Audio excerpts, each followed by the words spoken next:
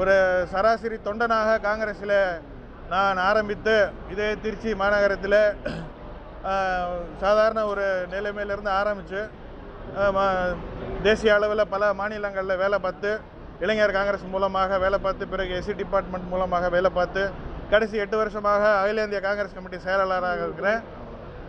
எனக்கு இது எனக்கு மட்டும் இல்லை, இது ஒரு பெருமை இல்லை, என்னோட சேர்ந்து நிற்கிற இங்கே ஒவ்வொரு காங்கிரஸ் கட்சி தொண்டனுக்கும் இது ஒரு மாபெரும் வெற்றி, பெரிய மாபெரும் பொறுப்பை எனக்கு கொடுத்துருக்குறாங்க.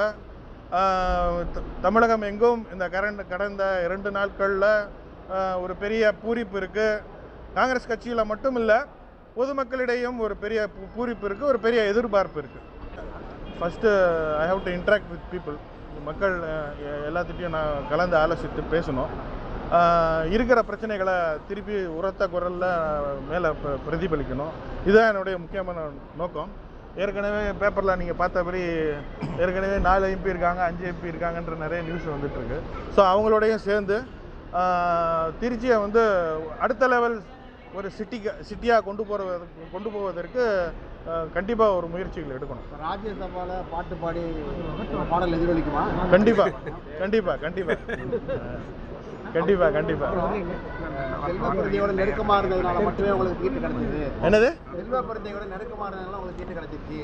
புதியவராக இருக்காங்க, நிறைய பேருக்கு தெரியலன்னு சொல்லி ஒரு பரவலான பேசியிருக்காங்க. கண்டிப்பாக அதான் சராசரி பின்னணியத்துலேருந்து யார் வந்தாலும் நீங்கள் எதிர்பார்க்குற பிரம்மாண்ட அந்த அந்த ஏற்கனவே பிரபலமாக இல்லாத ஒரு சூழ்நிலை இருக்கும்.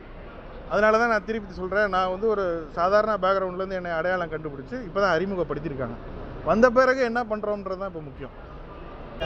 அவர் உங்களுக்கு தெரியும், அவர் கும்பகோணம் டிகிரி காப்பி ஆத்துற மாதிரி அவருக்கு ஒரு வேட்டி சட்டையை மாட்டி கொடுத்து ஒரு சீன் கொடுத்துருவாங்க. அவர் வந்தவுடனே க்ளீனாக ஸ்கிரிப்ட் எழுதி கொடுத்ததை டெலிவர் பண்ணிட்டு போயிடுவார்.